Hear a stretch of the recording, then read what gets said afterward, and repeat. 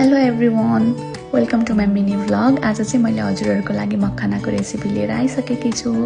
PAN राखेर gas on गरेँ, त्यसपछि प्यान तातिसकेपछि घिउ राखेँ। अनि चाहिँ मैले मखाना पनि आफूले कति लिने भनेर चाहिँ कटौरामा राखिसकेकी छु। अनि मलाई धेरैजनाले सोध्नुहुन्छ मखाना चाहिँ व्रतमा लिनुहुन्छ कि नै भनेर। मजाले हुन्छ है, इभन एकादशीको व्रतमा पनि हामीले मखाना लिनुहुन्छ। घिउ तातिसकेपछि चाहिँ मैले मखानालाई राखेर एकछिन मजाले चलाएँ। त्यो चाहिँ कलर चेन्ज नहुँदासम्म चाहिँ एकदमै मजाले चलाइराख्ने। हेर्न सक्नुहुन्छ कलर बिस्तारै चेन्ज हुँदैछ। कलर चेन्ज भइसकेपछि चाहिँ हामीले त्यो निकाल्नु मिल्छ।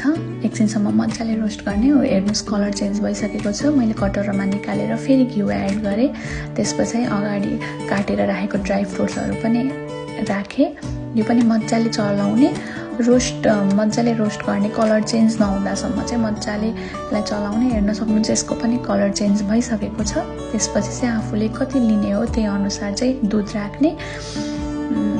हेर्न सक्नुहुन्छ मैले आफूले एकजनालाई मात्रै त्यही भएर थोरै दुध राखेँ। अनि मलाई चाहिँ गुलियो धेरै मन नपर्ने भएर चाहिँ चिनी पनि आधा चम्मच मात्रै राखेँ। हजुरहरूले स्वाद अनुसारको चिनी राख्न सक्नुहुन्छ।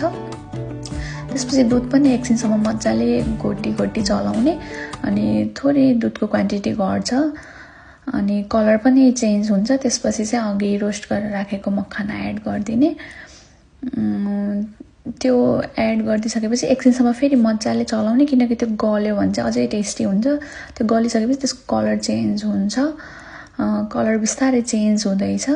त्यो मजाले पाकिसकेपछि त्यो कलर चेन्ज भइसकेपछि चाहिँ अघि रोस्ट गरेको चाहिँ ड्राई फ्रुट्सहरू पनि एड गरिदिने। त्यसपछि रेडी हुन्छ हाम्रो मखानाको खिर। हेर्दै कस्तो टेस्टी देखेको छ। अनि साथसाथै चाहिँ आउँदै गरेको विजयादशमीको सबैमा धेरै धेरै शुभकामना। ह्याप्पी दसैँ। Thank you.